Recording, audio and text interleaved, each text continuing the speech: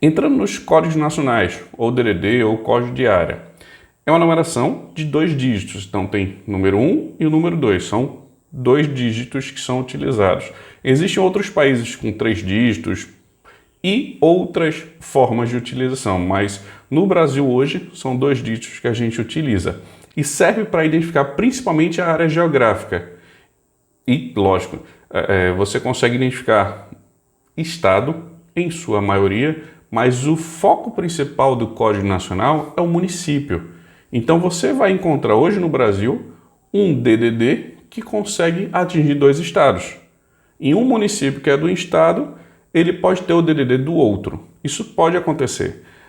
No Brasil hoje acontece. Então você tem que ficar ciente dessas informações e como utilizar o Código Nacional.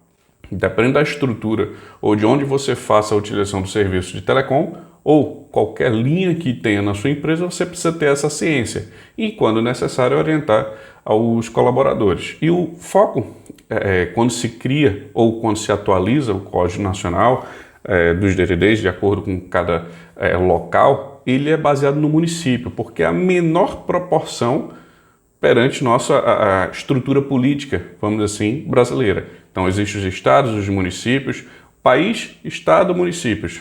Normalmente é essa regrinha, vamos dizer assim, esses 3 pontos. E aí o município, por ser o menor espaço, ele deve ter esse código. E aí, consequentemente, o estado tem aquele código também, ou seja, aquele DDD. Mas pode acontecer situações em que, dependendo da situação, normalmente de relevo topográfico, ou seja, a região, ela contemple um DDD que não é daquele estado.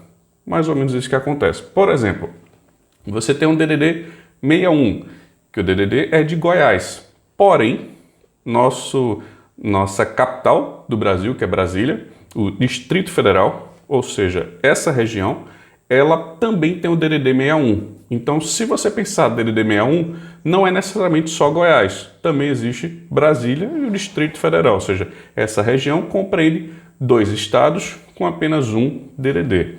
Um outro ponto que eu pesquisei também, eu achei bem interessante, é que existem 3 cidades que também têm essa diferença. E aí eu pesquisei pela parte de relevo, que é diferente, ou seja, por exemplo, a cidade de Porto União é uma cidade de Santa Catarina, mas ela tem um DDD 42, que é praticamente, vamos assim, só tem essa cidade de Porto União de Santa Catarina, o resto é do Paraná, que é o DDD 42. E lá, pelo que eu vi no mapa, é uma situação em que a cidade ela é quase uma ilha, ou seja, é um U de um rio, ou seja, é um percurso que é feito e existe uma cidade do outro lado. E aí na cidade de Porto União, acredito eu, economicamente foi mais viável fazer que ela tenha o DDD 42 do que qualquer outro DDD de Santa Catarina.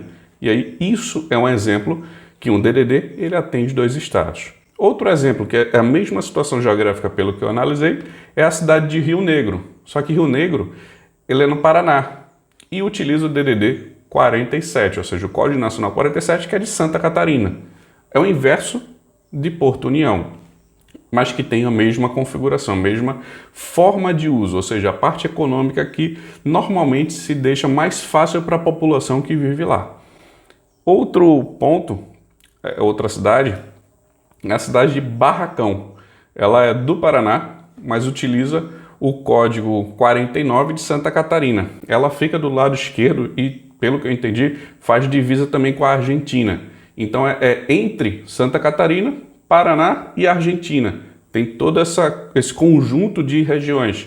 E aí, pelo que hoje existe o DDD 49, que é de Santa Catarina, porém existe a cidade lá do Barracão.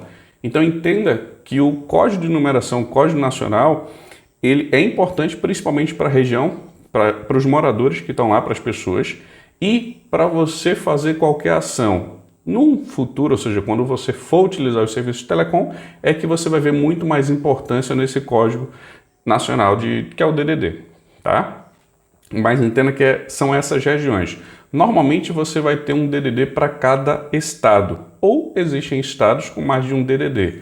E aí depende de cada região. São Paulo tem vários DDDs, existe, por exemplo, Pernambuco que tem 2 DDDs, e por aí vai. Ou seja, você tem várias composições dentro do nosso território brasileiro, porque é praticamente continental. Então precisa dividir. Quem faz toda essa divisão dos códigos é a Anatel. Ela pode solicitar uma consulta pública, pode fazer uma revisão, pode avaliar as necessidades.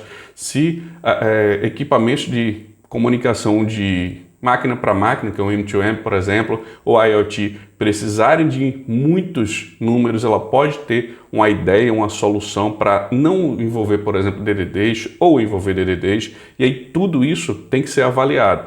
Hoje no Brasil tem toda essa composição, e aí com mais tecnologia sempre é necessário avaliar a melhor alternativa para os usuários e para a gente ter mais conectividade. Isso é fato.